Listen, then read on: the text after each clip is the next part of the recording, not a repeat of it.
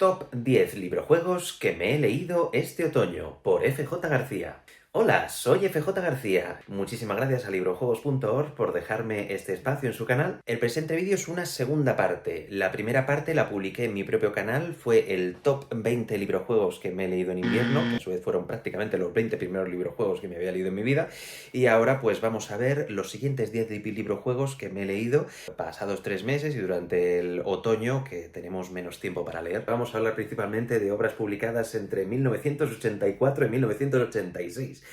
¿Qué pasó entre esos 3 años? Que se publicaron muchos librojuegos que me han llamado la atención. Aunque se llame Top 10, no es que me haya leído tropecientos mil librojuegos y estos son los 10 que más me han gustado, sino que son los 10 que me he podido terminar.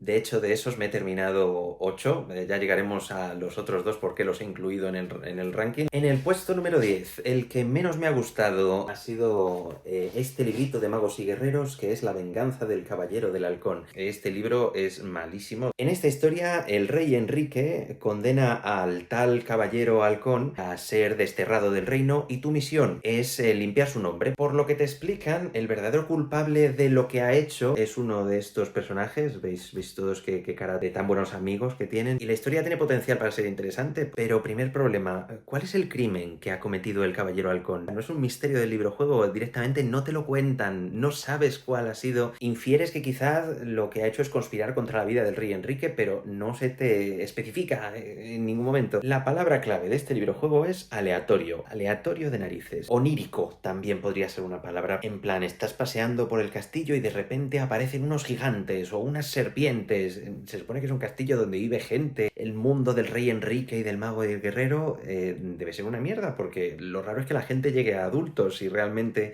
en cualquier momento te puede salir una hidra de 20 cabezas por un pasillo de un castillo que ni siquiera es un castillo de un villano y comerte. Cuando se te plantean elecciones, lo que escojas da igual. Escojas lo que escojas, va a pasar una aleatoriedad. Y por supuesto, todo el rato te está haciendo tirar monedas. Trin, trin, una moneda y otra moneda. Para saber si ganas este combate, tiras 7 veces una moneda. Es absurdo. Nada, no tiene estrategia, todo azar y nada recomendable. En el puesto número 9...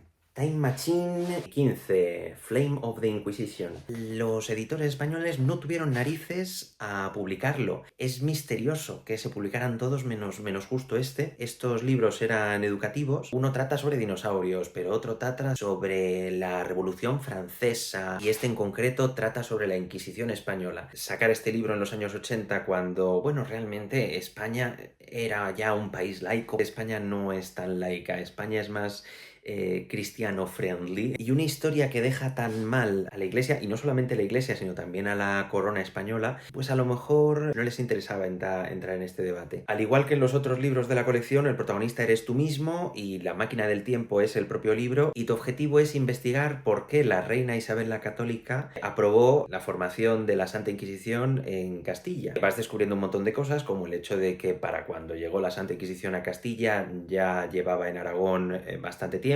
Tiene un montón de escenas muy crudas que dices, ¿cómo se te ocurre publicar esto en un libro que teóricamente es para niños? Le cortan el cuello a uno y otros les tiran aceite hirviendo. Y por supuesto, siendo la Santa Inquisición, pues hay escenas de torturas y hay escenas de quemar a los herejes en hogueras. Es curioso leerlo esto en inglés y con todos los personajes hablando en inglés cuando los personajes son la reina Isabel, Fernando, Tomás de Torquemada, obviamente donde hablarían en español. Hay escenas muy evocadoras. Está chulo la manera de escribirlo. Ahora, lo pongo tan abajo de la lista porque lo que falla muchísimo en este libro es la parte lúdica. Como novelita corta funciona, como librojuego funciona muy mal. Os voy a describir por qué con un spoiler, porque os voy a enseñar el árbol de decisiones. Al principio del juego te plantean si quieres coger uno de estos 3 objetos, solamente puedes escoger uno. Este es el árbol de decisiones. Hay algo ahí en medio que parte la historia en 2 partes. Y cuando llegas a ese punto de en medio, es la primera vez que te preguntan si tienes uno de los 3 objetos. Y si no lo tienes,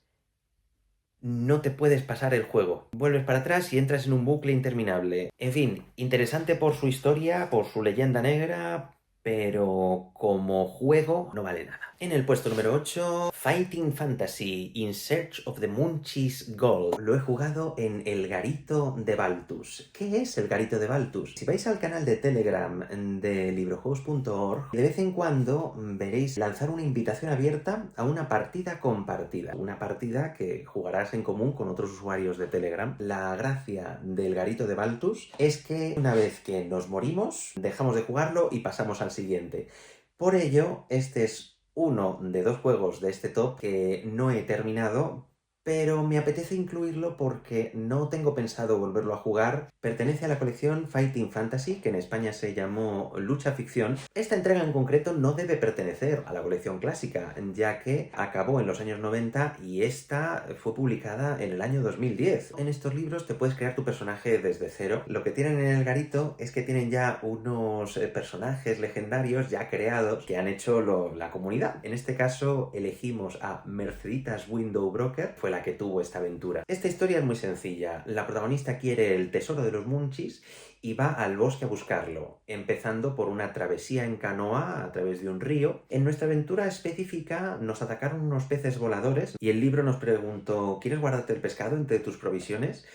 Dijimos que sí, y el libro dijo: fenomenal, pues el pescado se pudre y se te estropean todas tus provisiones. En estas aventuras, por lo visto, empiezas con 10 provisiones, es con esas provisiones con las que vas recuperando la vida. Si vas sin provisiones tienes todas las papeletas de morirte. El resto del juego no se nos estaba dando mal, íbamos conociendo a variopintos personajes por el bosque, pero el terreno por el que íbamos, pues por lo visto era muy cansado, entonces cada 2x3 nos iba describiendo el juego que, pues, Merceditas escala una pared y eso le hace bajar un punto de vida porque está muy cansada. Al final terminamos cayendo por cansancio. Fue bastante entretenida mientras duró. Me hubiera gustado volver a intentarlo, pero lo dicho, la gracia del garito es un solo intento y después, pues, pasamos a otro. En el puesto número 7, Grail Quest, la búsqueda del Grial 1, el castillo de las sombras. Tengo 2 copias de este libro. Por lo visto, un clásico, una de las obras maestras de la historia de los librojuegos.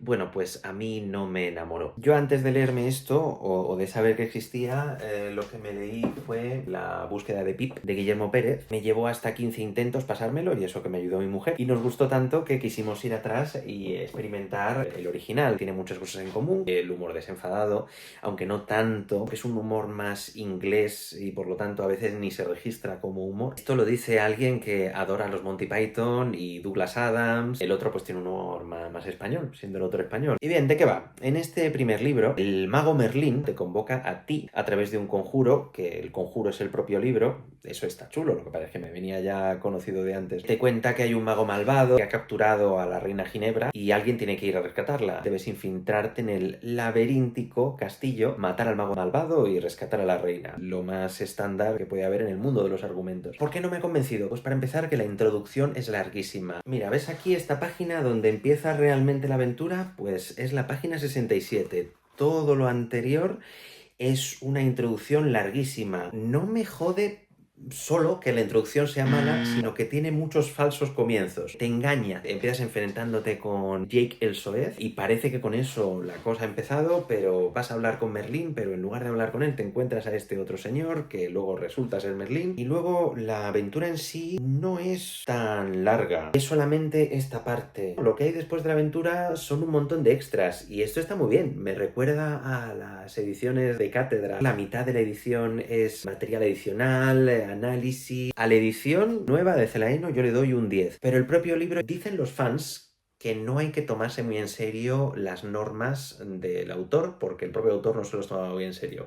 A mí eso no me parece mal. Lo que me parece mal es que, teniendo en cuenta eso, ponga tantísimas instrucciones. Puedes hacer esto, puedes hacer lo otro, tienes esta estadística, esta tal. El personaje recupera la vida cada hora, yo qué sé, chorradas. Al final, para cuando empiezas la aventura, ya no te acuerdas qué es lo que puedes hacer, qué puedes no hacer. Empiezas con un mogollón de objetos, en lugar de irtelos encontrando poquito a poquito. Y luego cuando llegas al castillo, no es especialmente laberíntico. No visitas los pisos de arriba. Vas por una parte inferior del castillo que se bifurca en un momento dado y encuentras una piedra si vas por tal sitio, pero que si no es todo recto casi hasta encontrarte al villano Absalón. No tanto como en otros librojuegos, como por ejemplo Eye of the Dragon, que ya hablaremos de él. Lo siento mucho, Guillermo Pérez y el resto de superfans de este libro, pero no me enamoró. En el puesto 6, Planea tu fuga de Tenopia 2, El mar de Saleria. Lo hemos estado jugando en una de esas partidas compartidas, en este caso organizada por Ignacio Blasco. Es un pequeño mundo abierto y vas como navegando el mapa hasta que por las pistas que vas reuniendo pues llegas al final. Estás viajando por debajo del mar, Estos libritos claramente están inspirados en las historias de ciencia ficción de los años 20-30, concretamente estoy pensando en Flash Gordon, y sobre todo lo digo porque en una de las primeras aventuras de Flash Gordon también viaja al fondo del mar, le hacen una operación por la cual ya no tiene pulmones, sino que respira a través de branquias. Flash lo que tiene que conseguir es que le reviertan la operación que le han hecho para que pueda respirar aire. Y a este chico pues le pasa algo parecido. Estos seres de aquí, que son los pelefines, han conseguido que pueda respirar debajo del agua. Te pasas todo el juego flotando de un lado para otro y da la impresión de que el mapa es muy pequeñito y que en cualquier momento podrías flotar hacia la derecha del mapa y llegar al final. De hecho, nos pasamos el libro casi por casualidad. No conseguimos todas las pistas que necesitamos para pasárnoslo, pero aún así, de casualidad, seguimos un poste y conseguimos llegar al final. En fin, entretenido, pero me gustó más el primero. En el puesto 5 vamos a coger otro de Magos y Guerreros, concretamente el número 10, muchísimo más potable que esta mierdecilla del Caballero del Halcón. Principalmente porque tienes más agencia de lo habitual, no hay tiradas de monedas, no hay bifurcaciones que dependan del día de la semana o de si está lloviendo fuera o no, ¿sabes? Todas las decisiones dependen de ti, no de ningún factor externo. Por tanto, esto en realidad es un verdadero elige tu propia aventura. Miento, sí que hay un sitio donde te piden echar una moneda, pero esa bifurcación es totalmente testimonial. El título, Torneo del Terror, no representa demasiado bien el argumento, porque la historia empieza en un torneo, eso es cierto, pero lo que sucede durante la introducción es que viene un caballero de dorada armadura malvado y roba el tesoro del rey. Y tu misión pues no tiene que ver con esa justa, sino con ir a perseguir al ladrón. Esta serie tiene la particularidad de que cada entrega son en realidad 2 librojuegos en uno, porque dependiendo de si escoges al mago o al guerrero, pero aquí, en esta entrega, es casi como si fueran 4 librojuegos en uno. Según escoges la aventura del mago, la primera opción que te presentan es pararte en una posada. Dependiendo de si te paras en la posada o continúas la persecución, la aventura sucede de una manera totalmente distinta y con el guerrero pasa exactamente lo mismo. El villano de esta historia es especialmente interesante. Es un guerrero y un mago, por lo tanto es la némesis perfecta. Dicho antagonista tiene una historia personal con el rey Enrique, o sea que bueno, que está bien escrito. Sí que es verdad que de los 4 finales, 2 o 3 de ellos son decepcionantes a nivel lúdico. Consisten en una larga batalla de 4 o 5 páginas en la cual no tienes agencia alguna. Así todo, de los 3 libros de Magos y Guerreros que me he leído, este sin duda es el más amable de la colección con el lector. En el puesto 4, Fighting Fantasy, Portal of Evil. No lo he leído yo solo, sino que fue en estas partidas compartidas de Garito de Baltus. La historia de este libro es loquísima. El portal del mal del título lo que hace es traer dinosaurios al mundo de fantasía. Hay un mago malvado que está convirtiendo a la gente en dinosaurios. Entonces, uno de los primeros encuentros que puedes tener, pues es una chica a la que le está persiguiendo un dinosaurio y si tú vas a salvarla, pues resulta que el dinosaurio en realidad era un elfo que estaba trabajando con la chica. El argumento es absurder, pero tiene una cualidad que comparte con Heart of Ice. Utiliza palabras muy precisas, un vocabulario muy preciso, y me daba la impresión, que a lo mejor es errónea, de que tus decisiones importaban, que la historia iba a modificarse sustancialmente. Y bueno, tengo mucha curiosidad por cómo habría ido avanzando el argumento y qué habría pasado cuando por fin hubiéramos atravesado el umbral de ese portal del mal. Muy buena primera impresión para los juegos de lucha ficción, que luego ya se ha ido disipando cuando he probado In Search of the Moon's Gold y sobre todo Eye of the Dragon, que no está en esta lista porque no hemos terminado la partida por el momento. Y ahora en el puesto 3 vamos a hablar de Motel Penumbra. Es la segunda parte de una novela que no es un librojuego. Para este no lo voy a contar yo. Este librojuego os lo va a contar mi yo del pasado. El otro día me dio por grabar un capítulo piloto para una posible serie para el canal que se podría titular Hiper Interactivo. Os presento el capítulo piloto y si os gusta me lo decís y quizá haga más o quizá no. Dentro vídeo. Hoy les presentamos Motel Discordia y Motel Penumbra. Escritos por Fran Moreno y publicados por Susella, esta duología está compuesta por una novela tradicional cuya continuación es un librojuego, lo que causa que aquellos lectores a los que les den urticaria los librojuegos se vayan a quedar sin conocer el final y aquellos que por contra solo hayan venido a jugar no quieran leerse la primera parte al no ser interactiva.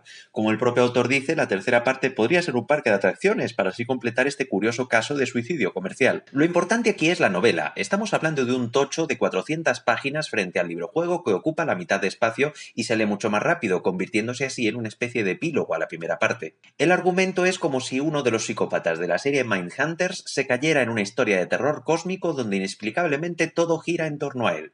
Si conocéis el videojuego de Evil Between, es eso mismo pero cambiando al detective protagonista por un asesino en serie. Engancha rápido. En el prólogo de la novela leemos cómo Trevor decide parar su coche en una cuneta y cortarse el dedo meñique solo porque le apetece. Así nos queda claro de inmediato qué es lo que mueve a este personaje. Quiere buscar sensaciones. No importa cuánta gente se tenga que llevar por delante para ello. Enseguida llega al Motel Discordia, un sitio perdido en medio de ninguna parte donde tiene lugar el resto de la historia por completo, con permiso de algunos flashbacks al pasado de Trevor y al de algunos personajes que se irá encontrando. Podríamos decir que este motel es una casa encantada, un nexo entre realidades donde según avanza la historia el tiempo y el espacio dejan de tener sentido. También a veces se convierte en un psiquiátrico, lo que me hacía temer que al final de la historia nos dijeran que todo había sido un sueño o que estaba dentro de la cabeza del protagonista. Pero no os preocupéis, que poco a poco se va revelando un lore. Quizá no todas las preguntas consiguen respuestas, pero algunas sí. La gente que se va encontrando son otros psicópatas que también han sido atraídos por la magia negra del hotel. Un criminal de guerra, un cocinero caníbal, que es mi personaje favorito, la misteriosa figura del dueño del hotel, una pareja donde el chico deja que la chica la vaya mutilando, un niño aunque le falte una mano, en general diría que la pérdida de miembros del cuerpo es un tema recurrente, y una mujer cuyo único pecado es ser una ninfómana, lo cual es una de las causas de que este libro no cumpla el test de Bechdel ni para atrás. Es más, el otro personaje femenino importante del libro dice explícitamente al lector que ella está aquí solo para hacer avanzar la historia del personaje masculino. Tiene también un poco de metanarrativa, donde el propio escritor se autoincluye en el texto como si de Stephen King o Unamuno se tratara. Otra cosa a la que me ha recordado es el concepto de las backrooms o sitios liminales que según la mitología internetera solo podríamos alcanzar si atravesamos el tejido de la realidad, como si hiciéramos no clip en un videojuego. Véase también los Langoliers. La novela es una novela, no tiene interactividad, aunque si quieres dársela puedes tomarte un chupito cada vez que leas las palabras horror, terror o dolor. La conclusión de la novela no es satisfactoria, pero si quieres leerte el verdadero final, que sí que lo es, tienes que irte al librojuego, que es a su vez también muy narrativo. Casi parece que sigamos en la novela, con la diferencia de que aquí decides el orden en el que quieres leer las cosas. Tienes una hoja de localizaciones y de ahí puedes ir visitando las habitaciones del motel a tu gusto. Es más, hay una dinámica que hace como si tuviéramos una hoja de localizaciones oculta dentro de la hoja de localizaciones, un colmillo mágico que si te lo clavas en una habitación te lleva a otro sitio, por ejemplo a una sala del psiquiátrico que hay en la realidad alternativa del motel. En este librojuego no te puedes morir, solo te mueres por dentro tú, como el lector, al tener que ponerte en el lugar de este irreconciliable asesino. Y no hay muchos acertijos, pero sí tienes que prestar atención a los que hay y pensar en cómo utilizar los objetos que tienes, porque si no, no llegarás al final y te quedarás dando vueltas como en la máquina del tiempo. Cada objeto tiene un número, por ejemplo, llave 3, y debes sumarlo a la sección donde lo quieres utilizar. Por ejemplo, si hay una puerta en el párrafo 10 y tienes esa llave 3, te puedes ir al párrafo 13 para abrir la puerta. Esto hace que las cosas no sean tan fáciles, ya que no tienes ante ti todas las opciones posibles de forma obvia, aunque por suerte no llega al nivel de dificultad de la otra obra del autor, Ofensa. Algún enigma es un poco obtuso y por si acaso también hay un apartado de pistas y soluciones al final. A ambas obras le falta una vuelta para ser un producto redondo, pero no hay nada igual en el mercado. En el puesto 2, La máquina del tiempo, El secreto de los caballeros, que es el primer título de la colección, que salió en 1984. Voy a leer la crítica que tengo medio escrita en mi blog. ¿Qué digo medio? La tengo escrita del todo. Escrito por Jim Gasperini, este fue el número inaugural de la colección y el segundo que me leo yo. Es más sencillo y fácil que el otro, lo que hace que funcione especialmente bien como prueba piloto, ya que deja claro el funcionamiento y la dinámica, dejando los experimentos más raros para entregas posteriores. La misión en este caso es viajar a la Inglaterra del siglo XIV, conseguir que te nombren caballero, ahí es nada, y averiguar el origen de la Orden de la Jarretera. Si consultas a menudo esa base de datos y durante la aventura ejercitas la comprensión lectora, En esta entrega es fácil llegar a hacerte el camino dorado, es decir, llegar al final del libro de una forma fluida y sin entrar en ningún momento en bucle. Yo no conseguí pasármelo a la primera porque soy un cazurro y no presté atención a una pista clara que había sobre una yegua, pero gracias a ello aproveché para internarme adrede en los caminos incorrectos u optativos, donde, quisiera destacar, hay contenido muy interesante que te puedes perder si decides ir todo recto. Toda una batalla en Francia y una visita relámpago a la época del posible verdadero rey Arturo, que es casi un paleto en esta adaptación. Si bien, como hemos dicho, en estos libros solo hay un final y no te puedes morir, estos puntos no se publicitan en ningún lado, lo que permite que un lector que desconozca este dato pueda sentir que se puede morir en cualquier momento. Por ejemplo, si te tratan de aplicar la letal prueba del agua, o si te ves expuesto a la peste negra, o especialmente cuando participas en grandes batallas donde queda absolutamente meridiano que la vida en esos aciagos tiempos no valía nada. Aun siendo infantil o juvenil, la historia hace un buen trabajo mostrando la crudeza de la guerra y lo penoso de esos años. Hasta hay un dibujo de cabezas cortadas ensartadas en lanzas. En ese sentido se parece al de la Inquisición. Lo único malo de estos libros es que si entras en bucle y te toca repetir secciones, estas no son cortas, ocupando por lo general 2 o 3 páginas, y se siente absurdo tener que volvértelas a leer enteras. Pero bueno, te saltas el texto si ya te lo conoces y ya está. Los personajes secundarios son pintorescos y hay más de uno que tiene su arco a lo largo de la aventura, terminando de hecho la historia con la catarsis de uno de ellos. A los fans de los librojuegos os recomendaría esta pequeña delicia ya descatalogada que te lees en un ratito, si no sospechara que ya os lo habéis leído. Casi se me olvida, mención especial a El último baile de Guillermo Pérez, también llamado Chema Umbría, el mismo autor que La búsqueda de Pip. Este es un librojuego muy cortito, que se puede jugar en autorrol. No lo he incluido porque es que es tan cortito que digo, ni siquiera puede competir con el resto. Si lo hubiera metido, pues sería el número 4 o 5 de la lista. Es muy chulo, lo que parece que te pasa en 5 o 6 minutos. Me llevo 2 intentos si queréis jugar a una pequeña aventura flash. Y también mención especial a Warbot, de Joseto Romero, que es un juego que puedes jugar a través de un blog con hiperenlaces, y lo he jugado muy poquito, pero debería explorarlo un poquito más. Es una metáfora sobre la guerra, creo que la guerra de Gaza, pero claro, el protagonista es un robot. La guerra que presenta es una guerra ficticia, pero con paralelismos con esa guerra real. Y nada, lo dicho, lo poquito que he jugado me ha parecido muy llamativo, muy bien escrito, bien hilado con el tema que trata. Os recomiendo que visitéis el blog y que juguéis a este juego. Si esto fuera un vídeo criticando y analizando las novedades que han salido en otoño de 2025, habría 3 obras que me debería haber leído. Serían Nueva Tokio 2130 de David Velasco, que lo ha sacado bajo su banner de Huge Game Books. Es absolutamente inabarcable. Estamos hablando de un librojuego que necesitas 5 tomos para poder jugarlo. Ha salido también El Juicio del Diablo, que es la segunda entrega de la Sandbox Series, cuya primera entrega, La Leyenda Okiri, es un auténtico superventas de Amazon, y que a mí personalmente me llama bastante más la atención esta segunda entrega por la temática. Eres un alma que ha bajado a las profundidades del infierno y el diablo te da una última oportunidad. Es un mundo de yakuzas y de violencia. Y hablando de violencia, el otro que ha salido es El Vagabundo del Norte, que es un tochal gigante, que es mucho de rol. Literalmente en la portada pone que es un RPG, y tiene muchos combates, pero son muy narrativos, hasta tal punto que tienes el libro principal y luego un pequeño librito que es el libro de combates. Muy buena pinta los 3, pero lo dicho, todavía no he llegado a ello, pero terminaremos llegando. Y en el puesto número 1, que será... Planea tu fuga de Tenopia 1, la isla de Tenopia. Este es el único de la lista que es una relectura. Lo había leído hace bastantes años. El autor de este primer libro es Edward Packard, que es uno de los creadores de la serie original de Elige tu propia aventura. Este probablemente es su librojuego más ambicioso. Tienes un mapa y el juego es escapar de ese mapa.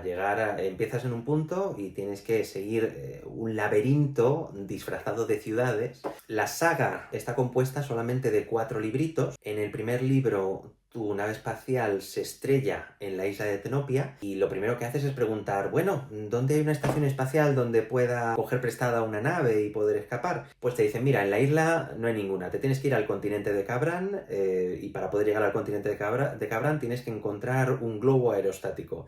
El primer libro es solamente encontrar ese globo aerostático. ¿Dónde narices está escondido el globo? Cuando consigues el globo es cuando por fin escapas y te vas al segundo libro, donde el globo naufraga y caes en el mar de Saleria, donde sucede esa aventura que he descrito. Ahora mismo estamos jugando al tercero.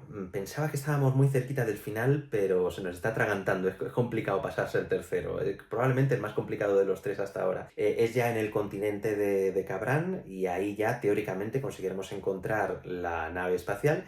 Y el cuarto libro, me imagino que con la nave espacial pues conseguirás escapar del sistema solar de Tenopia. Para los veteranos quizá puede resultar muy básico porque no tienes un inventario, no tienes estadísticas, tus decisiones se limitan a decidir hacia dónde tienes que ir, hacia este pueblo, hacia el otro, caminar hacia acá, hacia allá e ir recogiendo pistas. Te van diciendo, bueno, si vas hacia acá probablemente no consigas encontrar el globo. A veces las pistas son muy evidentes, a veces no tanto. A mí me inspiró muchísimo a la hora de crear el librojuego de la bruja. Lo escribí con el recuerdo, con lo que yo recordaba, añadiendo el tema de los objetos que te vas encontrando, cuando me di cuenta que eso se valía, sabes, que se podía hacer también. De los tres que hemos jugado sigue siendo mi favorito. El tercero también me está gustando, pero el primero es el que me parece más completo a la hora de darte pistas del camino y ponerte palos en las ruedas en los momentos en los que tiene que ponerte obstáculos, ¿no? Por supuesto, otra cosa que me encanta es que no te puedes morir y que solamente tiene un final, exactamente igual que la máquina del tiempo, aunque la estructura es distinta. Y sí, este librojuego significa mucho para mí. Sin su existencia, yo no habría escrito el librojuego de la bruja, no habría descubierto este canal y esta comunidad que me ha sorprendido,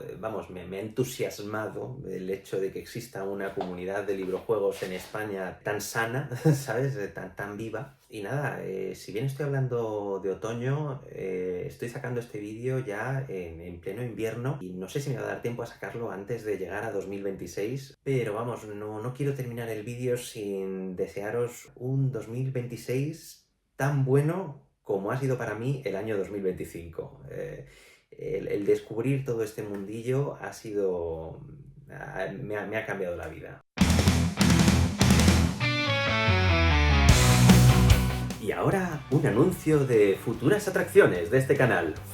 En el próximo vídeo, el top X librojuegos que se ha leído FJ García durante el invierno, vídeo que saldrá dentro de 3 o 4 meses. Espero poderos hablar de El bucle de Ramón Collado Merino. Le he echado muchas más horas que al resto de librojuegos que he hablado en esta lista, pero es que no me lo he pasado todavía. Hasta que no me lo pase, no lo voy a poner en una de estas listas. También he empezado a leerme Vulcanverse, el primer libro de la colección de Jamie Thompson y de Dave Morris, un librojuego de mundo abierto, 5 libros que tú puedes estar jugando al primero hasta que te aburras. Estoy tratando de pasar el segundo libro de La búsqueda del Grial, que lo que digo, me está gustando más que el primero.